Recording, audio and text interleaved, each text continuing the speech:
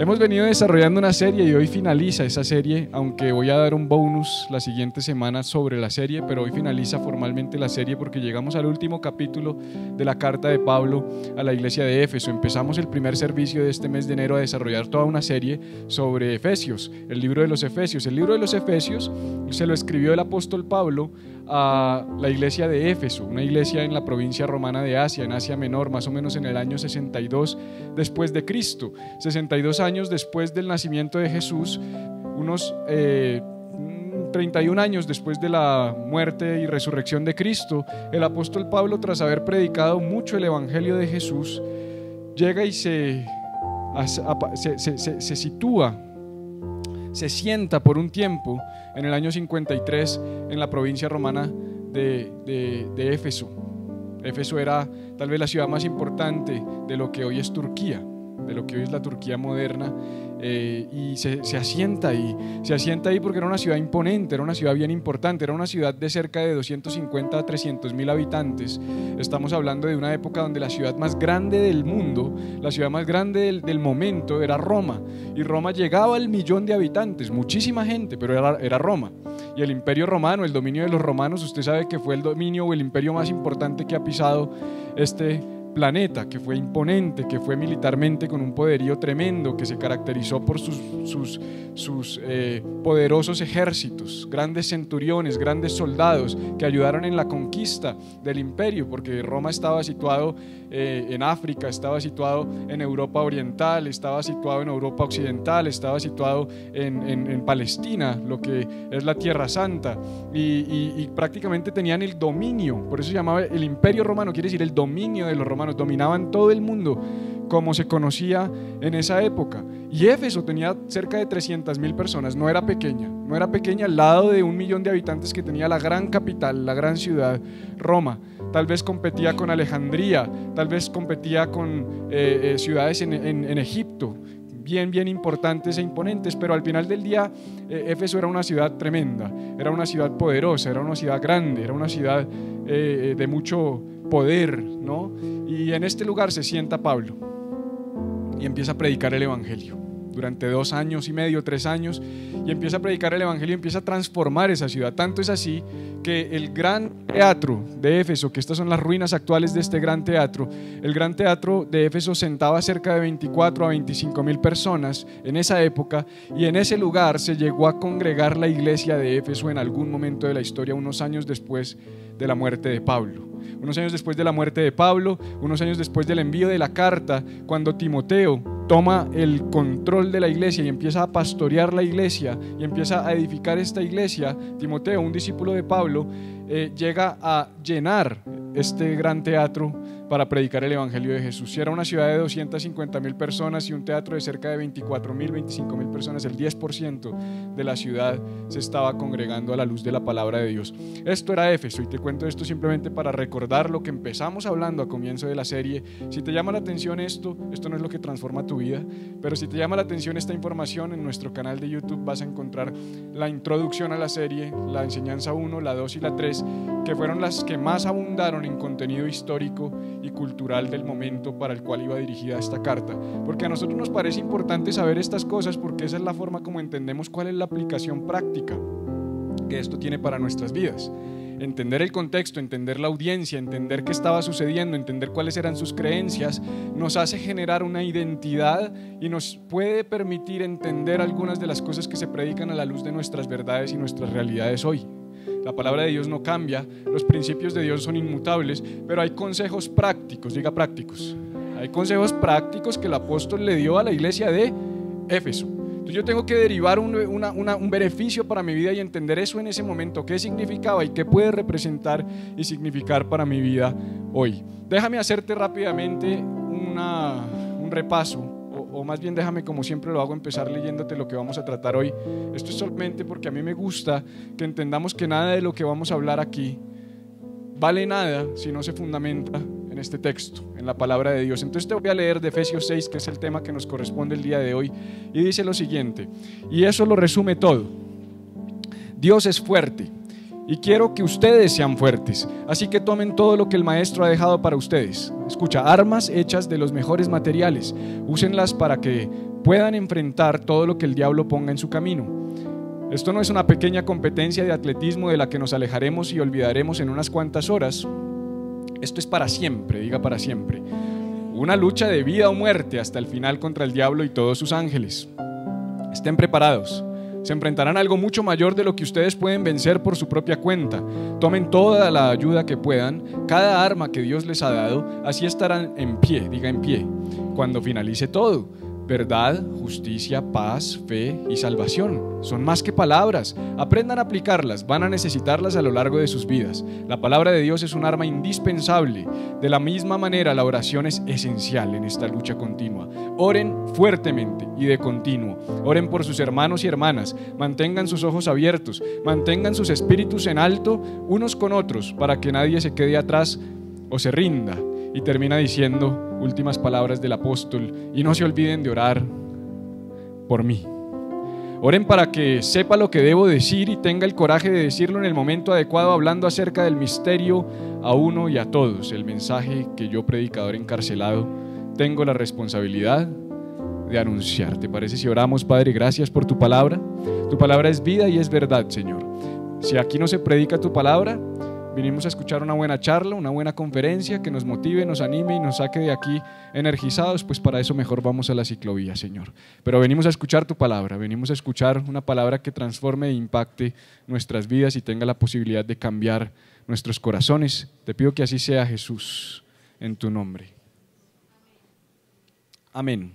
¿Te gustaría que te dé un resumen de lo que han sido las primeras 5 sesiones de esta serie, como por lo que la estamos terminando? ¿Estamos de acuerdo? Bueno, vamos entonces adelante. La primera sesión de esta serie, la introducción, donde hablamos mucho acerca del contexto histórico, el contexto social, el contexto político, el contexto religioso, del momento en el que se escribió esta carta. Vuelvo y reitero, año 62 después de Cristo, el apóstol Pablo, encarcelado en Roma, escribe y hablamos acerca de los 4 énfasis teológicos que tiene la carta.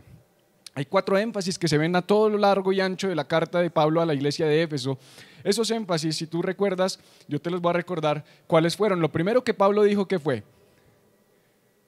Tenemos un Dios supremo, tenemos un Dios grande, nuestro Dios es más grande que cualquier Dios. ¿Por qué dijo esto Pablo? Porque le estaba hablando a una iglesia donde estaba una de las 7 maravillas del mundo en ese momento, que era el templo de la diosa Diana, Artemisa, la diosa de la fertilidad, hija de Zeus, y ese era el Dios o la diosa a la cual estaba rendida la mayoría de la población.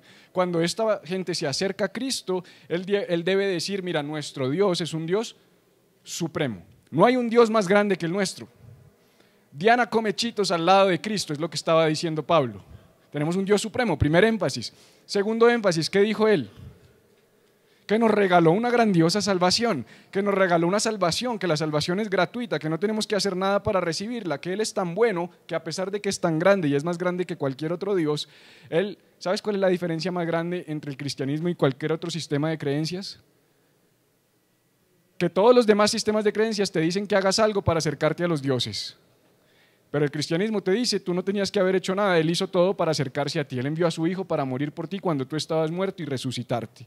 Y lo tercero es que Él reúne a los solitarios en familias, que Él derrumbó el muro que nos dividía, que ya no hay judío, no hay griego, que ya no hay negro, no hay blanco, que ya no hay esclavo, no hay libre, que ya no hay hombre, que ya no hay mujer, que ya no hay separaciones de las cuales los hombres somos expertos en generar muros.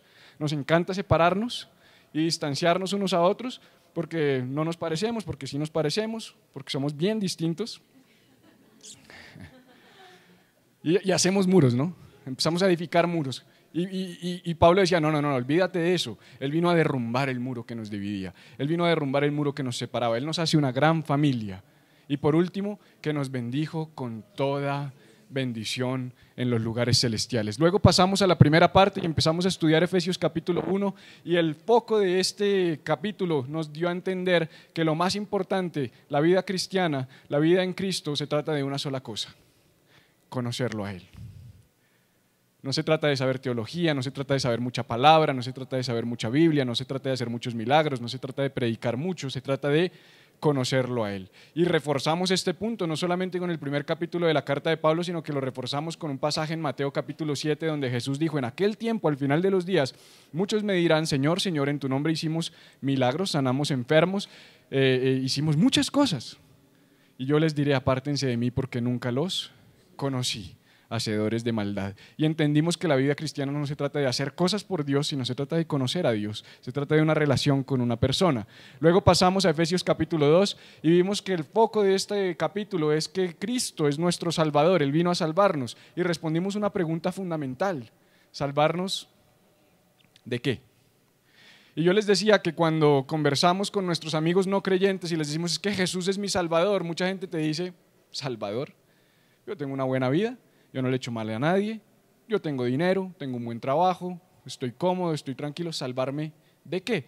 Y si quieres saber de qué nos salvó Jesús, si no has visto esa enseñanza, pues encuéntrala en nuestro canal de YouTube porque está tremendamente poderosa e importante. En el capítulo 3 hablamos de Cristo en nosotros, y entendimos que así como la vida cristiana se trata de conocer a Jesús, no es solamente conocerlo para decir yo te conozco, sino es conocerlo para darle el control de nuestras vidas, para que Él coja el control de nuestras vidas y nos controle. De eso se trata la vida cristiana. Cuando tú dejas que Cristo se siente en el trono de tu corazón, Él te controla, tú le estás diciendo: Señor, controla mi vida, te doy el control, porque Él nos dio a ti y a mí una cosa que se llama el libre albedrío. ¿Sabes qué es lo más valioso para Dios? No es tu plata, como te quieren hacer creer.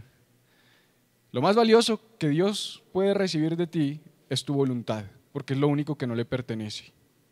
Todo lo demás a Dios le pertenece. Pero lo único que Él soberanamente decidió cuando creó el universo y nos creó a nosotros fue: aunque yo te hice, aunque yo te creé, aunque yo soy Dios Todopoderoso, el Shaddai, aunque no hay nadie más poderoso que mí, que yo, aunque no hay nadie más poderoso que yo, gracias, aunque no hay nadie más poderoso que yo te voy a dar el control de tu vida. Y si tú algún día tienes a bien, Miguel, devolvérmelo, yo voy a estar muy feliz como Dios. Pero si no, no te preocupes. Entenderé que no quieres pasar la eternidad conmigo, no hay ningún problema. Pero cuando le rendimos nuestra vida a Jesús y le damos el control de nuestras vidas, entonces nuestra vida cambia. O sea, eso es, por ejemplo, como si Juan y Dorian van a mi casa y nos sentamos a jugar un partido de PlayStation y Dorian va perdiendo 5-0 contra Juan, y ¿yo qué hago? Cojo el control y remonto. ¿Sí?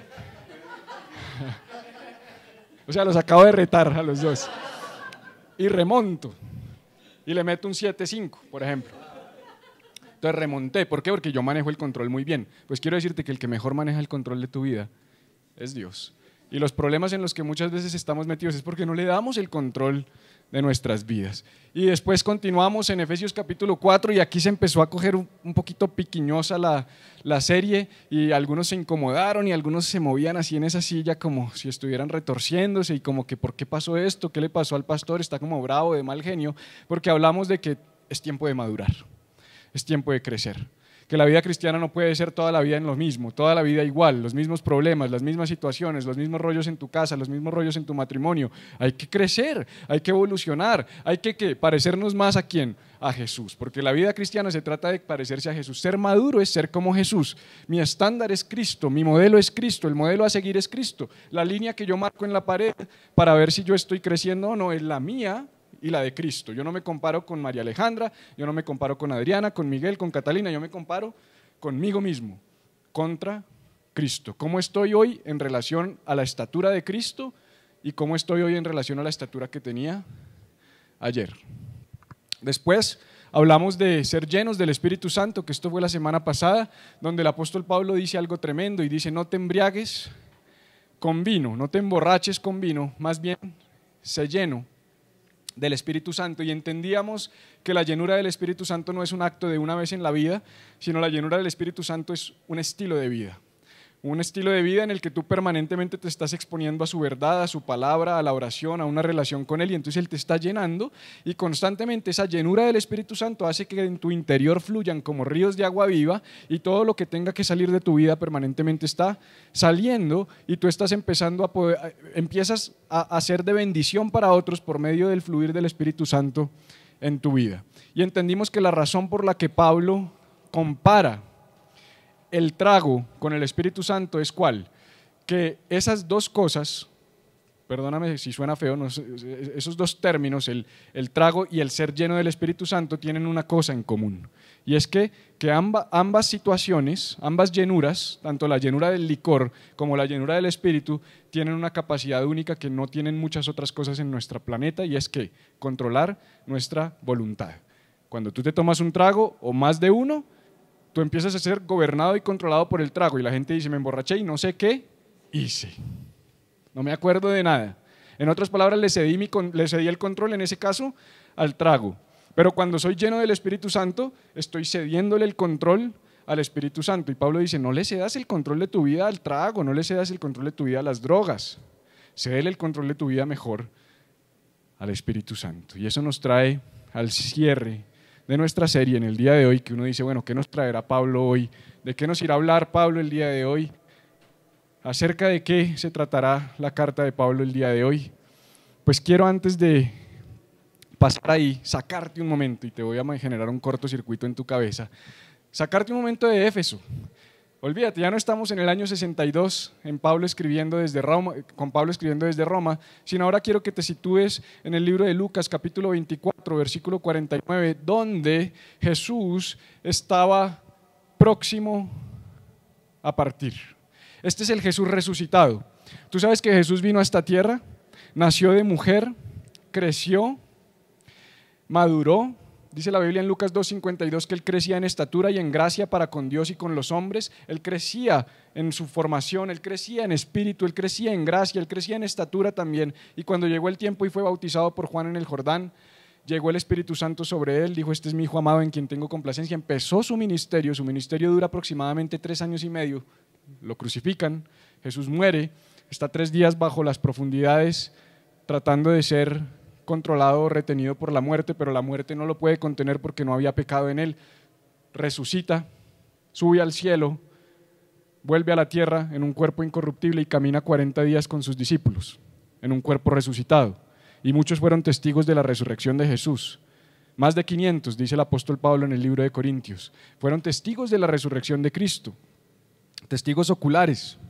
Y después de que él empieza a caminar con sus discípulos, la última instrucción que él le da a sus discípulos antes de partir, es decir, de irse de manera definitiva de esta tierra en su cuerpo resucitado, lo que se conoce como la ascensión de Cristo a los cielos del Cristo resucitado, le dice, he aquí, yo enviaré la promesa de mi Padre sobre vosotros, pero quedaos vosotros en la ciudad de Jerusalén hasta que seáis, diga, investidos de poder desde lo alto. Entonces Jesús les dijo, yo me voy a ir, pero tranquilos muchachos, no se van a quedar solos, yo les voy a mandar la promesa del Padre, y cuando Él venga ustedes van a ser investidos con poder.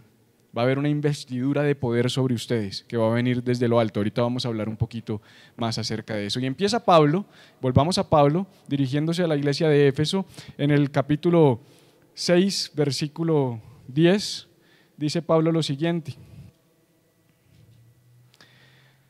Por lo demás, hermanos míos. ¿Qué quiere decir por lo demás? O sea, Pablo se acaba de hacer todo lo que yo te acabo de resumir en 10 minutos, que nos tomó 2 meses en estudiarlo y escudriñarlo, y que nos demoramos más de 50 minutos en cada enseñanza. Y Pablo dice, ahora que llegamos al final, por lo demás, es decir, ya para terminar, hermanos míos, ya llegando al final, hermanos míos, fortaleceos en el Señor y en el poder de su fuerza. O sea, el apóstol Pablo dice, mira, la última instrucción que te quiero dar, Juan, la última instrucción que yo te quiero dar es fortalécete en su poder y no en el tuyo. No se te olvide que por más que crezcas, no se te olvide que por más que madures, no se te olvide que por más que tú seas un chacho, no se trata de ti, se trata de Él en ti, se trata del poder de su fuerza. ¿Se acuerdan de investidos de poder desde lo alto? O sea, lo que estaba diciendo Pablo es no se les olvide que el poder, que la capacidad, que el poder hacer cosas, que el poder vivir una vida exitosa no depende de ustedes, depende de Él. Fortalézcanse. ¿Qué es fortalecerse? Cuando uno está como necesita fortalecerse. Seguramente cuando uno está debilitado. Él está diciendo, si estás pasando situaciones difíciles, si la cosa se pone dura, hermanos míos, por lo demás les digo, fortalézcanse en Él y en su poder, no en ustedes. Nosotros no tenemos la capacidad de fortalecernos. Yo me puedo acostar a dormir, tomarme una siesta y recuperar sueño, pero eso no me fortalece. Lo que verdaderamente me fortalece es fortalecerme en Él, fortalecerme en su poder. Y continúa diciendo, vestíos, diga conmigo vestíos. Vestíos de toda la armadura de Dios para que podáis estar firme contra las acechanzas del diablo. Entonces mira cómo se empieza a poner la narrativa de Pablo. Pablo empieza a decir, primero fortalécete en Él. Ah, ¿cómo te fortaleces en Él? Vístete, vístete, vestíos, vístete de Él, vístete de su armadura, ponte su armadura. Es que la vida cristiana, lo que está diciendo Pablo, es semejante a una guerra. Vestidos de toda la armadura. ¿Pero de dónde sacó lo de la armadura? ¿En qué momento esto se volvió una batalla? Veníamos bien, Pablo, ¿en qué momento esto se convirtió en una guerra? ¿Por qué me hablas de una armadura? Para ellos era bien común este término. Ellos sabían lo que era una armadura. Ellos estaban bajo la opresión del imperio. En ese tiempo un centurión romano se presentaba delante de ellos, era un hombre bien armado, muy bien armado. Y Pablo le estaba diciendo, tú, Miguel, también tienes que fortalecerte en el Señor. ¿Cómo? Vístete de su armadura, porque la vida es una batalla, porque la vida es una lucha, porque la vida es compleja, porque la vida está difícil, porque la vida se puede poner complicada de vez en cuando, porque en ocasiones tú puedes sentir que estás bajo ataque, en ocasiones tú puedes sentir que te están atacando. Pero si tú lees, que yo intencionalmente no lo leí, Efesios capítulo 5 del 21 en adelante, que no lo tocamos la semana pasada, y si lees los primeros capítulos de Efesios 6, porque empezamos en ¿cuál? En el 10, te vas a dar cuenta que él empieza a hablar es de las relaciones. Efesios 5, 21 a Efesios 6, 9 habla solamente de las relaciones. ¿De cuáles relaciones? Del matrimonio, principalmente. Dedica todo el final del capítulo 5 de la carta al matrimonio específicamente, y los primeros pasajes del capítulo 6 tratan de las relaciones padres con hijos y hijos con padres, unos con otros y jefe con empleado. O sea, como que Pablo entendía que las relaciones más importantes que hay en esta vida son nuestro matrimonio, nuestros hijos, nuestros colegas y nuestros jefes. Dime si no son las relaciones más críticas. O sea, las que te generan más tensión en la vida son esas. Tú estás o mal con tu esposa o con tu esposo, o mal con tus hijos, o mal con un amigo de la oficina, o mal con el jefe. Pero de ahí no sale. Y Pablo dedica eso, que yo me lo salté, sí, intencionalmente. ¿Y por qué me lo salté intencionalmente? Porque necesito dar foco y prioridad, pero en algún momento vamos a llegar a esos consejos prácticos de Pablo sobre las relaciones. Las relaciones son fundamentales. Y como Pablo estaba hablando de los problemas con las relaciones, de repente se sale de la narrativa porque está diciendo, fortalécete en el Señor y en el poder de su fuerza, vístete de la armadura de Dios. Ah, espérate, no tenemos lucha contra sangre ni carne. Porque ¿qué pasa? Venimos hablando de las relaciones, nos dice, fortalécete y vístete de la armadura, y de una vez Juan dice, esto es para darle duro a Jimena, esto es para darle duro a mi jefe. Dorian dice, claro, para darle un espadazo a Carolina. No, y Pablo dice, espérate, no te emociones. La armadura no es para que te casques con los demás. No se te olvide que tu guerra y tu lucha no es contra los demás. Está diciendo, no tenemos lucha contra sangre ni carne. No te desenfoques, tu batalla no es con tu vecino, tu batalla no es con tu esposa, tu batalla no es con tu jefe, tu batalla no es con tu pastor, tu batalla no es con tu discípulo, tu batalla es espiritual. Tú estás luchando y batallando con algo que no ves. Hebreos capítulo 11 dice que lo que vemos fue hecho de lo que no se veía. En otras palabras, si tu jefe está berraco contigo, el problema es en algo donde tú no ves. Porque lo que hoy ves, el jefe berraco, se hizo antes en lo que no se veía. ¿Estás conmigo? Entonces Pablo está diciendo, no trates las ramas. Nosotros somos especialistas en las ramas. Trabaja en la raíz, ataca la raíz. Las ramas es que la hojita está marchita. Y tú sacas una tijera y cortas la hojita. ¿Y qué va a pasar si la raíz está mal? Que va a salir otra hojita y se va a marchitar. Si la fruta sale mal, eso va a seguir pasando hasta que tú trabajes con la raíz. Pablo está diciendo, tu lucha no es con sangre y carne. No te desgastes tanto en las relaciones unos con otros, no pelees tanto con los demás, no te confundas, deja de cargar tanto ira, tanto resentimiento y tanto odio contra los demás. La lucha no es con ellos. Si tienes un problema con alguien, haz lo que hacía Pablo. ¿Qué hacía Pablo? Oraba.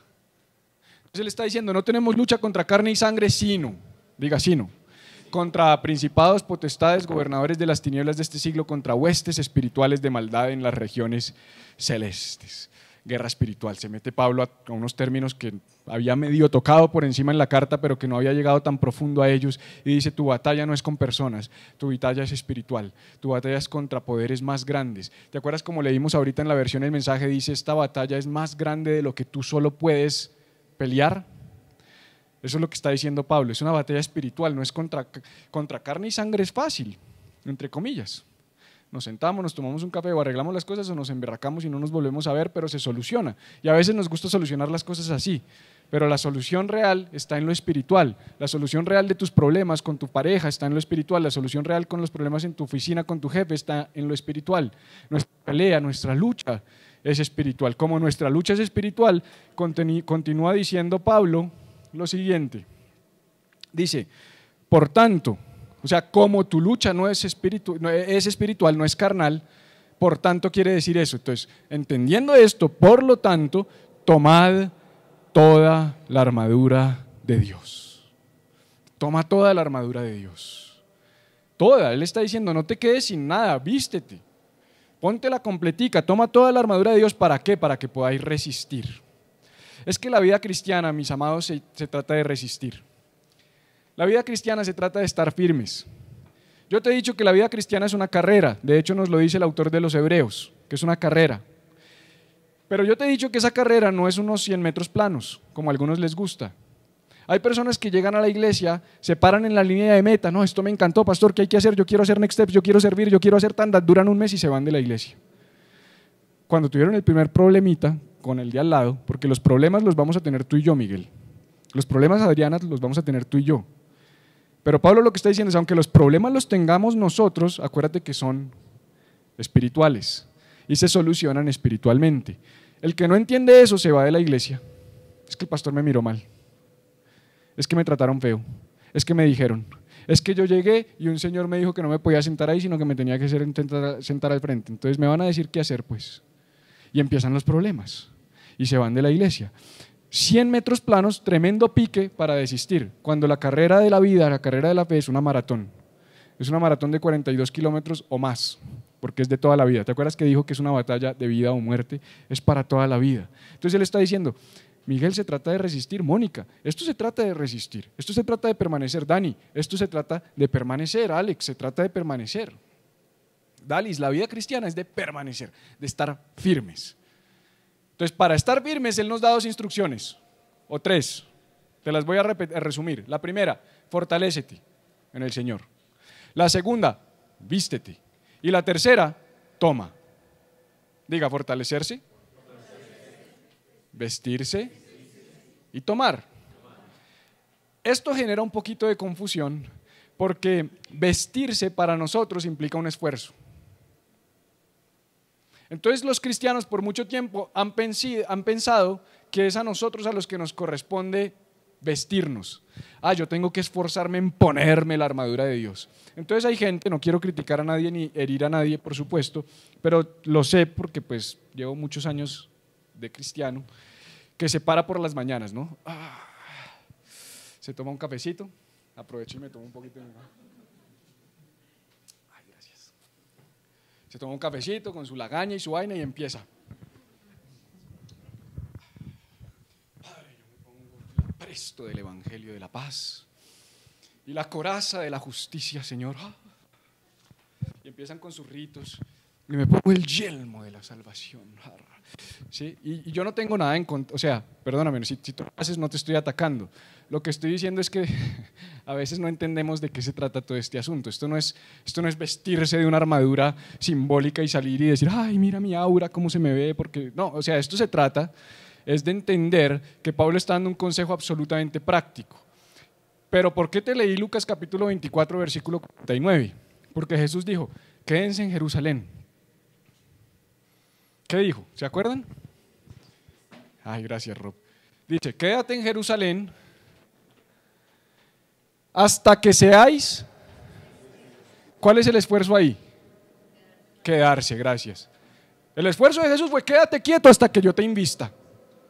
quédate quieto hasta que yo te vista. Entonces yo me voy al griego, porque a mí me gusta ir al griego, y entonces aprendo que la palabra griega investíos es endúo, que es la misma palabra que se utiliza en vestíos.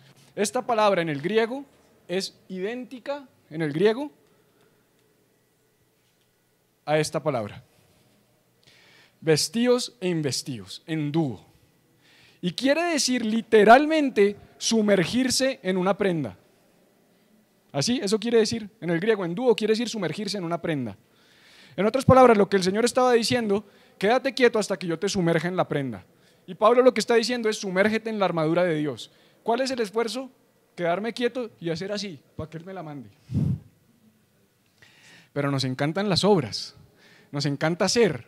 Estamos diseñados para hacer. ¿Cuál es el esfuerzo? ¿Qué tengo que hacer? ¿Cómo tengo que hacer? No, tú no tienes que hacer nada. Quédate quieto, estad firmes, vestíos y tomad. ¿Tomad qué implica? Estirar la mano y agarrar. Si yo te doy esto, tú tienes que tomarlo. Pero ahí no hay mucho más esfuerzo que tomarlo. Es como la fe. Por gracia sois salvos, Efesios capítulo 2, me devuelvo a la parte 2, porque por gracia sois salvos por medio de la fe, y esto no de vosotros, pues es don de Dios, no por obras, para que nadie se gloríe. Porque por gracia sois salvos por medio de la fe. Mi parte es la fe. La gracia es su parte, la fe es la mía. La salvación es su parte, la fe es la mía. Mandarme la armadura es su parte, la mía es quedarme quieto y sumergirme en ella. Sí, investíos, eso es lo que dice la palabra. Investíos, vestíos, vístete. Entonces Pablo lo que nos está diciendo es: toma la armadura de Dios para que puedas resistir en el día malo, y habiendo acabado todo, estar firmes. Fíjate cómo se repite esa palabra: estar firmes, estar firmes, estar firmes, resistir, estar firmes, resistir, estar firmes, resistir. La vida cristiana se trata de resistir, de estar firmes, quietos, firmes. ¿Te acuerdas que hablábamos de consistencia hace 8 días? ¿Qué tan consistente eres? Es eso, es esa firmeza. Es que cuando venga el viajado que me manda el enemigo, me mantengo firme porque tengo la armadura. Esa es mi tarea: resistir, batallar con la armadura de Dios en el poder de su fuerza, no en el poder de mis fuerzas. Se trata de resistir y estar firmes. ¿Y cómo estar firmes? La pregunta que tú puedes hacer. Eso suena muy bonito, pero ¿cómo estar firmes? ¿Cómo hago para estar firme?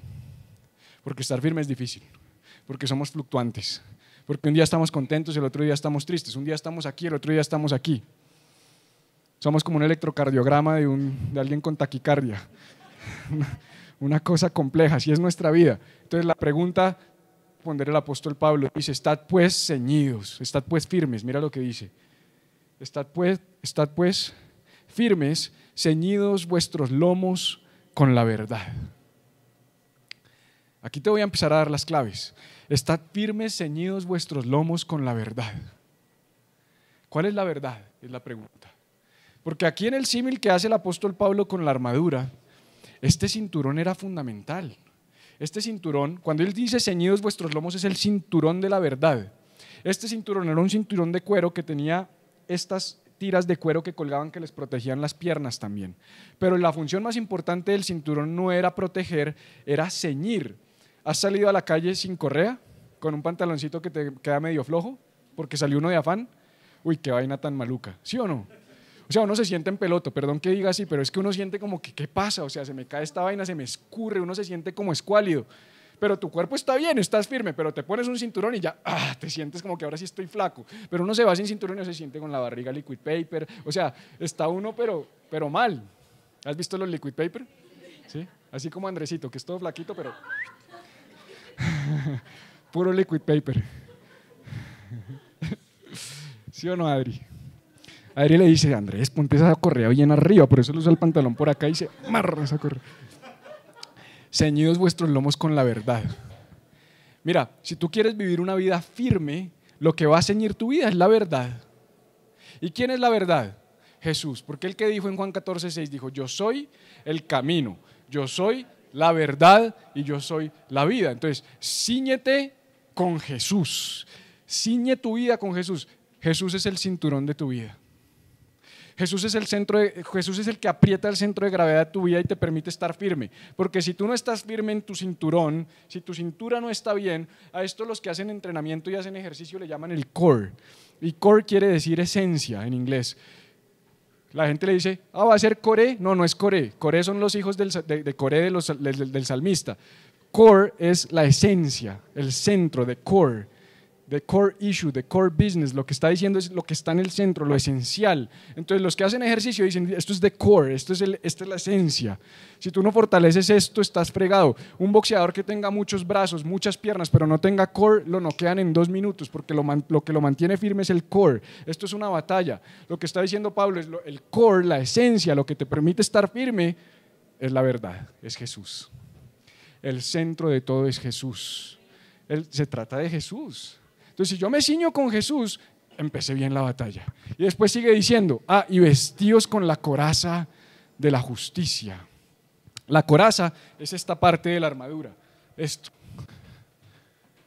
Entonces, tranquilo, que el que no tiene core, sino que tiene un gran core, se puede poner una coraza, se puede poner una coraza con six-pack. Y él dice, ya una vez tengas tu core, tu esencia, tu centro bien afirmado y bien apretado con ese cinturón de la verdad que es Cristo, ponte la armadura, ponte la coraza. ¿De qué? De la justicia. Y entonces los religiosos dicen, si ves, tienes que vivir una vida justa, salud, tienes que vivir una vida justa. ¿Y qué es justo? Yo les he dicho que justicia en inglés es righteousness, y eso viene de right standing with God, estar bien parado con Dios. Entonces la gente dice, pecaste, estás mal parada con Dios, no vengas a la iglesia porque pecaste, no te va a recibir. Tú ni para qué oras, hermano, con lo que hiciste anoche.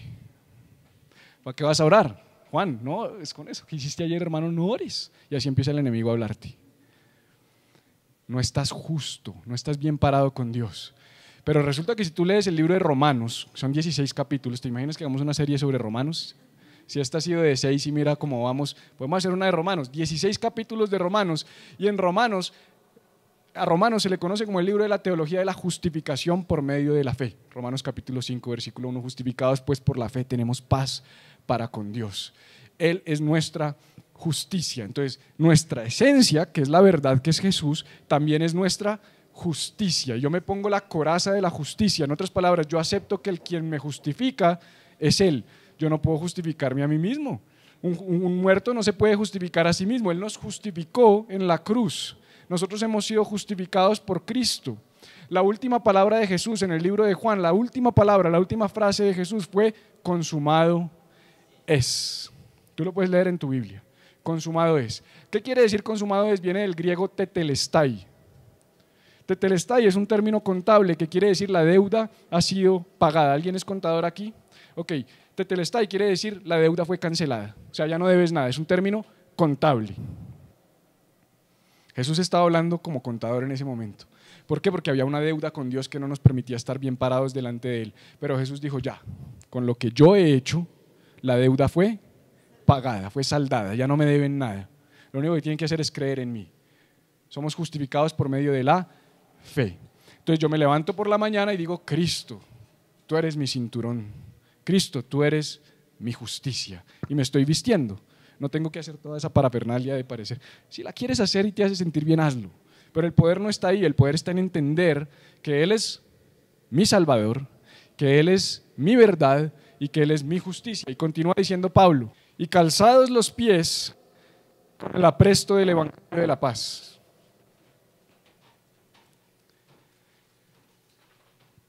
Mira lo que está diciendo Pablo. La armadura es primero un cinturón que te permite estar firme. Acuérdate que estamos hablando de cómo estar firmes. Te estoy respondiendo la pregunta cómo estar firmes. Lo primero es un cinturón que te va a dar balance y que te va a dar estabilidad en tu vida. Lo segundo es una coraza que te protege todo este pecho que son tus órganos esenciales en lo espiritual que es tu vida. Ayer veíamos en el campamento que el espíritu está en algún lugar acá y yo les decía que hay unos muy espirituales. Es real, el espíritu está en algún lugar acá, pero también es real que hay unos muy espirituales. Esto es bien espiritual, gloria a Dios. Los que no tienen core, esa es la ventaja, son bien espirituales. Después de eso viene la justicia y después de eso dice Pablo, ahora vámonos al apresto del Evangelio, a las botas del Evangelio. Y qué tremendo que las botas de los soldados romanos eran así.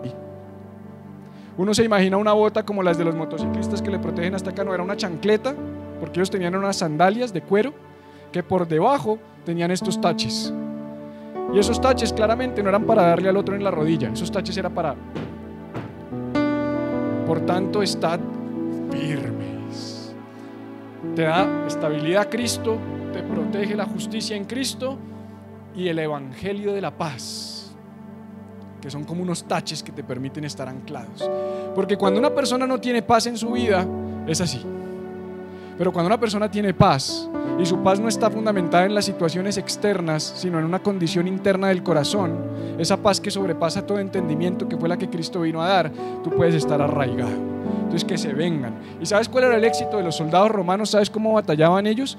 Ellos cogían, párate acá, Miguel, y ellos se paraban uno al lado del otro. Esto es el éxito militar de los romanos. Si tú lees sobre estrategias de guerra, yo no leo esa vaina, pero si tú lees seguramente te vas a dar cuenta que esta gente cogía y se anclaba uno con otro, pisaban duro y se amarraban, ponían su escudo y que se vengan, y no los movían, iban avanzando, y no los movían, iban avanzando, y no los movían, para atrás ni para coger impulso, pero siempre estaban firmes, pero unos con otros. Es que esto es fundamental. Es que cuando yo te puedo decir, hermano, estoy triste, necesito que ores por mí, hermano, estoy mal, necesito apoyo en oración, esto no es solamente de allá para acá, yo también necesito oración. Entonces esto nos mantiene firmes. Pero qué tremendo, gracias, que lo que nos mantiene firmes es el evangelio de la paz. Me hace pensar en Romanos capítulo 10 versículos 9 en adelante, si lo has leído. Romanos 10, 9, ¿qué dice?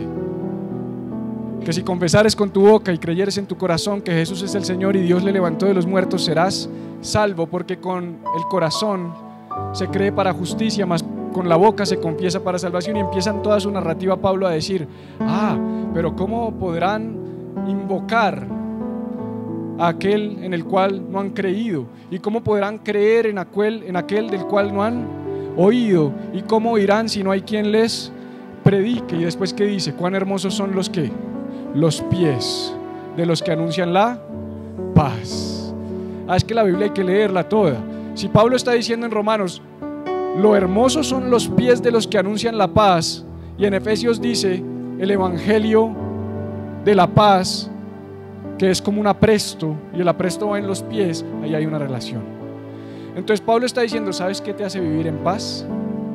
Vivir una vida coherente con lo que predicas.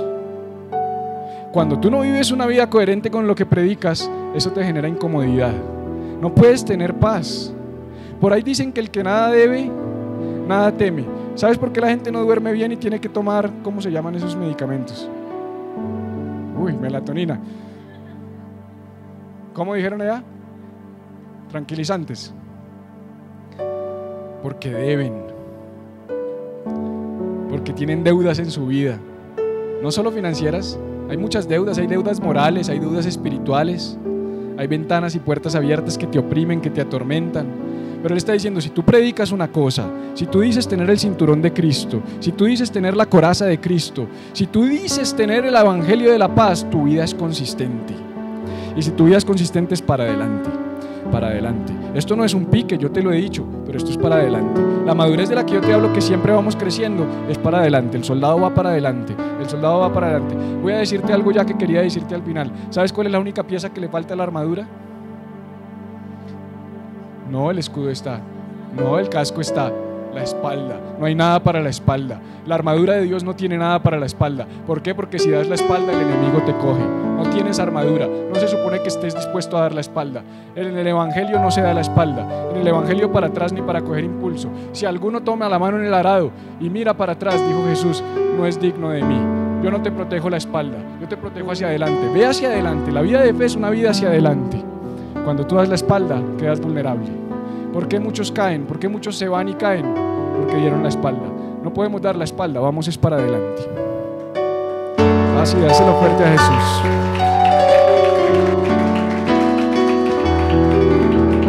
Y de repente le mete una palabra importantísima. Está en esta narrativa y dice sobre todo. Sobre todo quiere decir por encima de todo. O sea, lo demás fue importante, esto es más importante, está diciendo Pablo. Sobre todo, toma el escudo de la fe. Agarra tu escudo. Porque como no puedes ir para atrás, sino para adelante, y te van a atacar, ten tu escudo. Y tu escudo es la fe. Tu escudo es la fe, lo que te protege es la fe. ¿Para qué? Para que puedas apagar los dardos del maligno. Y ellos sabían de qué estaban hablando, porque ¿sabes qué hacían los enemigos de los romanos? Cogían las flechas, las sumergían en combustible, las prendían con fuego y las lanzaban. ¿Y sabes qué hacían los romanos, los soldados? Cogían su escudo, que era en madera, un escudo en madera, así como este, lo sumergían probablemente durante toda la noche anterior a la batalla en agua. Tenían unos grandes tanques de agua para que el escudo quedara empapado, y cuando llegara la flecha y se clavara en su escudo, el agua apagara. Entonces tú tienes tu escudo, tú lo tienes que sumergir en la palabra, tú lo tienes que sumergir en el Espíritu, tú te lo tienes que sumergir en su presencia, para que cuando vengan los ataques del enemigo, tú no vales, Mónica. Daniel, tú no vales, ya el propósito con tu vida pasó. Rubí, ya no hay ningún propósito con tu vida. María Eugenia, ya contigo no tengo ningún plan. Y tú empiezas a oír esas voces que no vienen de Dios, sino que son dardos del enemigo, de fuego, dardos de fuego del enemigo, que vienen. ¿Qué pasa? ¿Qué querían hacer ellos? Que cuando pegara la flecha en el escudo, se quemara, porque el escudo es madera, él tuviera que soltar su escudo y correr. Y si corría, ¿qué pasaba? Y eso es lo que el enemigo quiere. Pero para atrás ni para coger. Si tú tienes que decir, Miguel, hermano, preste su escudo, tápeme. Sí, porque a veces uno dice, no tengo fe para esta vaina. Pero si tú dices, yo no tengo fe para esta vaina, tú puedes coger tu escudo y hacemos así. Pero si yo no hablo, por eso la vida es en comunidad. Por eso yo tengo que hablar. Por eso yo siempre invito a que tú hables, a que vengas y me digas qué te está pasando, qué te está quejando, qué te está doliendo, cuáles son tus problemas. Porque no somos una iglesia perfecta. Somos una iglesia de gente imperfecta, que necesitamos apoyo, que necesitamos ayuda, que necesitamos apoyarnos unos a otros. Pero para atrás ni para coger impulso. No voy a dejar para atrás, yo te cubro. Vamos para adelante. Yo sí remojé el mío anoche. Pon el tuyo a remojar y mientras tanto vamos hoy con el mío. Mañana será con el tuyo, porque de eso se trata la vida cristiana.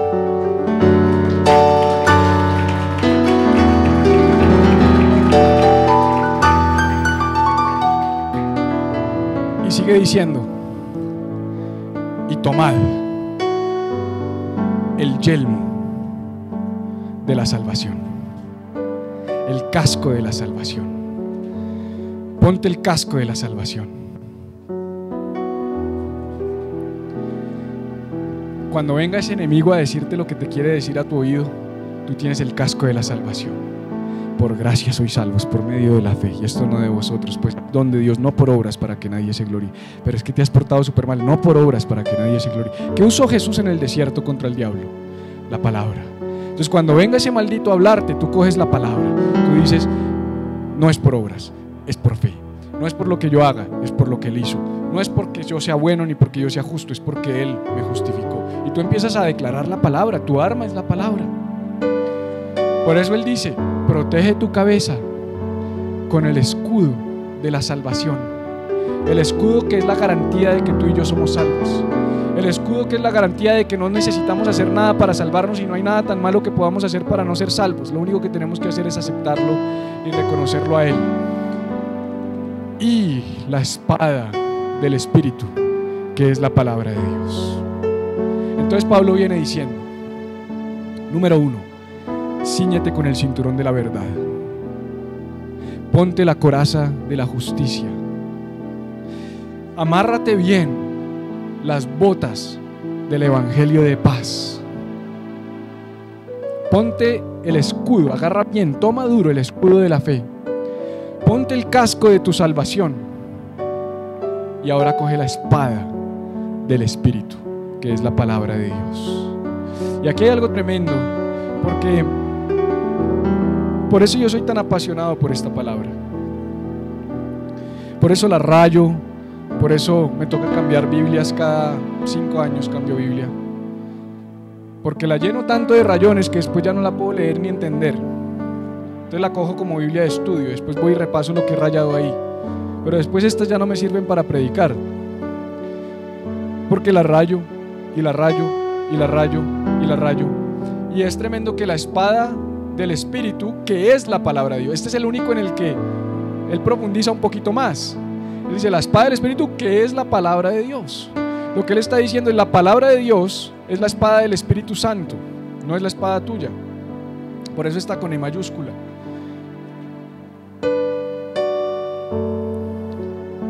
Por eso con E mayúscula tú encuentras y la espada del Espíritu, que es la palabra de Dios. Es su palabra. Por eso yo no creo en el decreto y en la declaración de yo declaro que tengo un mejor carro, yo declaro que tú me vas a dar un mejor esposo. O sea, declara la palabra. Declara la palabra. Declaremos la palabra de Dios, la palabra del Espíritu. Cuando tú lees esta palabra y entiendes que la escribió el Espíritu Santo, entonces tú le puedes decir: Espíritu Santo, no entiendo, ¿me la explicas? Porque es el único libro que tú puedes leer con el autor al lado, el único. Los 7 billones de personas de este planeta, si abren esta palabra y le piden al Espíritu Santo que les enseñe, Él les va a enseñar, porque Él es el autor, Él está dispuesto a enseñar. Jeremías 33:3 clama a mí, yo te responderé y te enseñaré cosas grandes y ocultas que tú no conoces. Y solamente para terminar, y no se olviden de orar por mí. O sea, acabó su narrativa, terminó la historia. Pablo dijo, por último, no se olviden que su batalla es espiritual. Vístanse de la armadura de Dios. Pónganse todas las prendas que les acabo de decir. Y por favor, solamente por favor, una vez estén bien vestidos y armados, oren por mí. O sea, Pablo les dijo, primero vístete y después ora por mí, como en las aerolíneas. Toma la máscara y después ayuda a las personas que necesitan. Un ciego no puede guiar a otro ciego. Un enfermo no puede curar a otro enfermo. Un adicto no puede sacar de la adicción a otro adicto. Una persona que tiene su matrimonio mal no puede darle consejo a uno que también tiene su matrimonio mal. Eso fue lo que dijo Pablo en 1 Corintios 15:33. No te equivoques, las malas compañías corrompen las buenas costumbres. ¿De quién te rodeas? ¿A quién estás escuchando? Tienes que buscar gente que esté firme en su fe. Entonces Pablo dijo, si te pones firme en la fe, por favor, cuando estés firme, acuérdate de mí. Y es tremendo que Pablo dijo lo siguiente: no se olviden de orar por mí. Pablo estaba preso. Si yo estuviera preso, yo les hubiera dicho, muchachos, no se olviden de orar por mí. Pídanle a Dios que me saque de aquí rápido. No quiero estar más en esta prisión. ¿Y tiene eso algo de malo? No. Pero es tremendo que las palabras del apóstol fueron: oren por mí, ¿para qué? Para que sepa lo que debo decir y tenga el coraje de decirlo en el momento adecuado, hablando acerca del misterio a uno y a todos. El mensaje que yo, predicador encarcelado, tengo la responsabilidad de anunciar. Él no está diciendo ayúdenme a salir de acá, ayúdenme a predicar acá. A veces tú solo quieres salir de tu prisión y no te has dado cuenta que Dios te tiene en esa prisión. Quizás es para que prediques a otros de Él, porque a veces estamos rodeados de gente en esa misma prisión que lo que necesitan es una palabra de fe y de esperanza. Tal vez cuando prediques, Él te va a sacar. Quizás cuando tomes la noción de que no se trata de ti, que el mundo no gira alrededor tuyo, sino que tú estás llamado a ponerte la armadura, estés donde estés, y así estés encarcelado, ser un predicador, porque tenemos excusas para todo.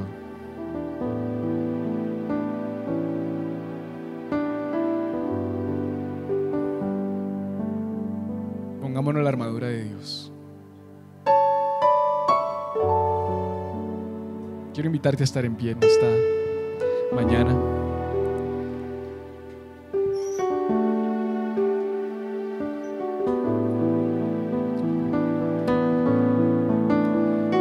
Padre, gracias por tu palabra.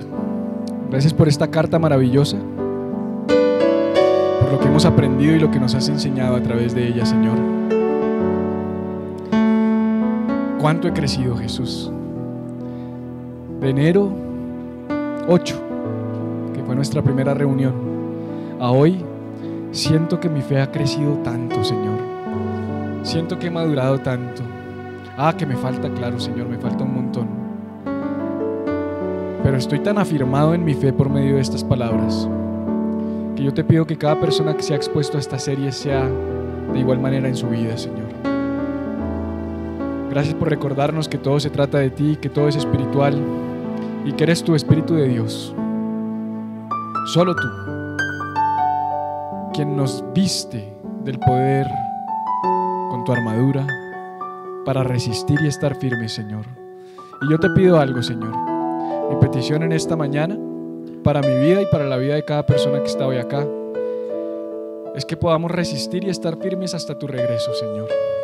Que así vengan dardos, que así vengan dificultades, que así vengan batallas, que así vengan guerras, que así nos manden flechas, que así vengan a atacarnos y a oprimirnos. Permanezcamos firmes y que cuando vayamos a desfallecer encontremos un hermano al que le podamos decir: ¿sabes qué, hermano? Ora por mí, ayúdame, estoy débil, necesito tu apoyo, estoy bajo ataque, se me acabaron las fuerzas, se me acabó la energía, ayúdame, no me dejes morir, no me dejes aquí tirado, ayúdame a levantarme, hermano, porque eso es ser comunidad, mi Jesús.